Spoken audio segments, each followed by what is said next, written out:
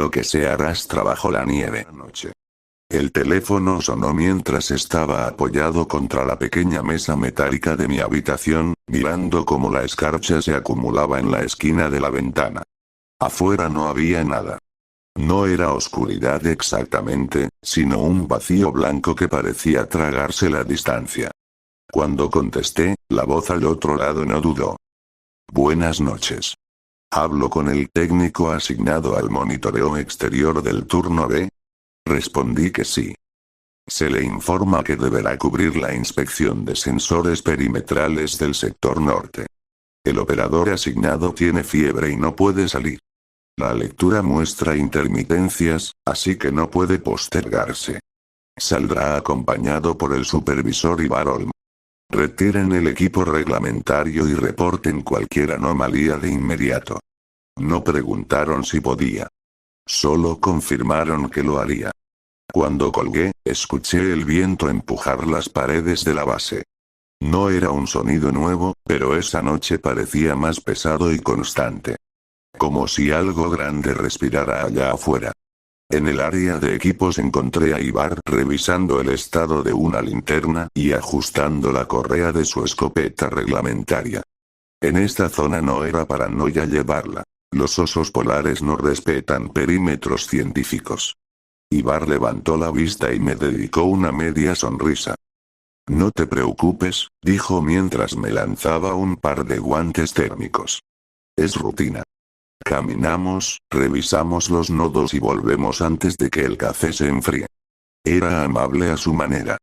Se notaba que llevaba años allí. No hablaba mucho, pero tampoco dejaba que el silencio pesara demasiado. Pasamos casi 40 minutos dentro de la base antes de salir. Revisamos el mapa digital del perímetro, comprobamos frecuencias, baterías de respaldo y calibramos el lector portátil de señales. Yo asentía mientras Ivar explicaba detalles que ya conocía, pero agradecí que lo hiciera. Escucharlo hablar de cosas técnicas mantenía la mente ocupada. Cuando finalmente salimos, el aire me golpeó el rostro como una pared invisible. La camioneta estaba parcialmente cubierta de nieve reciente. Ivar condujo, y yo miraba por la ventana. No había horizonte. Eso fue lo primero que noté. No era solo que estuviera oscuro. Era que la luz de los focos delanteros no encontraba nada a qué aferrarse. El haz avanzaba unos metros y luego desaparecía en una neblina blanca suspendida. Intenté enfocar la vista, como si forzándola pudiera distinguir una forma, una sombra, algo que confirmara que el mundo seguía ahí. Nada. Me sorprendí hablando en voz baja. Es solo nieve, solo viento. Ivar encendió la radio interna para avisar que estábamos en ruta. Su voz sonó estable y normal. Eso ayudó. Condujimos varios minutos hasta el primer nodo del sector norte. Bajamos. El viento no era fuerte, pero se sentía profundo, como un murmullo constante bajo la superficie. Caminamos hacia el poste del sensor. Todo parecía en orden. Demasiado en orden. El segundo nodo estaba más alejado, cerca de una ligera depresión en el terreno donde la nieve se acumulaba en capas más gruesas. Mientras avanzábamos, el haz de mi linterna pasó por una irregularidad en el suelo. No le di importancia al principio. En esta zona siempre había formas extrañas creadas por el viento. Entonces escuché algo. No fue un rugido ni un crujido fuerte. Fue un sonido bajo y arrastrado. Como si algo se desplazara lentamente debajo de la nieve compacta. Un roce húmedo e irregular. Me detuve. Ivar, ¿escuchaste eso? Él se quedó inmóvil y atento. El sonido cesó. El viento volvió a ser lo único audible. Caminamos unos pasos más. El tercer nodo marcaba la lectura más inestable. Cuando levanté la linterna para inspeccionar el área, noté algo que no estaba en el mapa. Una pequeña protuberancia alargada bajo la superficie, desplazándose unos centímetros y luego deteniéndose. No podía ser un oso. No se movía así. La nieve frente a nosotros se hundió levemente. Solo un poco.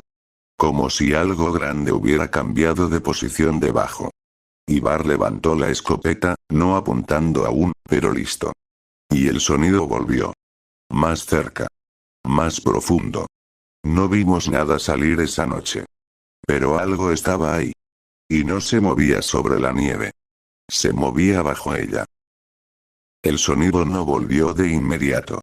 El viento cubrió todo otra vez, como si la nieve quisiera negar que algo se hubiera movido debajo. Ivar avanzó primero, despacio, marcando cada paso con cuidado. Yo lo seguí, intentando controlar la respiración. Me repetía que podían ser placas de hielo moviéndose, que el terreno a veces cede por presión térmica. Me decía cualquier cosa que sonara lógica. La protuberancia ya no estaba. Solo había un terreno irregular y, más adelante, una forma diferente. Al principio pensé que era parte del relieve, una acumulación de nieve dura. Pero la forma tenía ángulos demasiado definidos. Me acerqué unos pasos y sentí esa sensación desagradable en el estómago, como cuando sabes algo antes de aceptarlo. Ivar, él iluminó el punto con su linterna de largo alcance. No era nieve. Era un hombro. El cuerpo estaba medio enterrado, rígido, inclinado de lado como si hubiera intentado levantarse antes de congelarse. La escarcha cubría la ropa y el cabello como una segunda piel.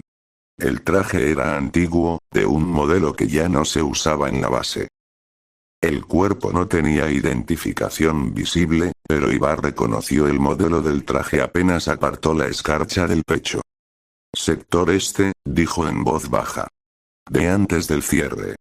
Yo había escuchado algo sobre eso cuando llegué a la base. Era un sector experimental más al este, donde instalaron sensores de profundidad y perforación térmica hace años. Oficialmente se abandonó después de una avalancha que arrasó las estructuras externas. Los informes indicaban que fue por una combinación de mala visibilidad y acumulación inestable. No era inusual en esta latitud. Pero nunca encontré detalles sobre cuántos murieron. El sector este quedó enterrado en una noche, continuó Ivar mientras examinaba el traje congelado. Algunos cuerpos aparecieron meses después, cuando el hielo se movió. Otros, no. Miré otra vez la herida en el cuello. No parecía ser resultado de una avalancha. No parecía ser resultado de nada que yo conociera. ¿Y si salió antes del derrumbe? Pregunté. Ivar tardó en responder. Entonces caminó hacia el norte. Solo. En plena tormenta. Eso no tenía sentido. Nadie abandona una instalación durante una tormenta ártica sin una razón extrema. La nieve alrededor del cadáver no mostraba el patrón típico de alguien que solo cayó y quedó cubierto. Había una ligera depresión circular, casi uniforme, como si el cuerpo se hubiese depositado allí, o empujado desde abajo. El olor regresó, más fuerte. Salmón en mal estado. No era un olor constante. Venía en pulsos, como si el viento lo arrastrara desde un punto específico bajo la superficie. Ivar dio un paso atrás. Yo lo seguí. Entonces recordé otro rumor. Algo que escuché en la cafetería en voz baja. Decían que antes de la avalancha del sector este, los sensores registraron vibraciones subterráneas irregulares. No sísmicas. No tectónicas. Movimientos horizontales, lentos, como desplazamientos orgánicos. El informe preliminar lo archivaron como lecturas contaminadas. Contaminadas porque, nadie lo explicó. El suelo detrás del cuerpo se hundió un poco, como si algo grande girara bajo la nieve compacta. No hubo ruptura violenta, solo un ajuste. Ivar levantó la escopeta esta vez apuntando al suelo, no al horizonte. No es un oso, dijo. Fue la primera vez que lo escuché admitirlo sin rodeos. El silencio después de esa frase fue peor que cualquier sonido. La nieve crujió a nuestra derecha. Un crujido húmedo, no superficial. Profundo. Como si algo se arrastrara usando el peso completo de su cuerpo para moverse debajo de nosotros. No vimos nada salir. Pero vi como una línea apenas perceptible avanzaba bajo la superficie, desplazando la capa superior como una cicatriz que se mueve. Se detuvo junto al cadáver. La nieve alrededor del cuello herido se hundió un poco más. El olor se intensificó. Retrocedimos con cuidado, sin darle la espalda al lugar. Cada paso parecía resonar más de lo normal, como si estuviéramos caminando sobre algo que podía sentirnos. Cuando encendimos el motor de la camioneta, las luces iluminaron por última vez el cuerpo semienterrado.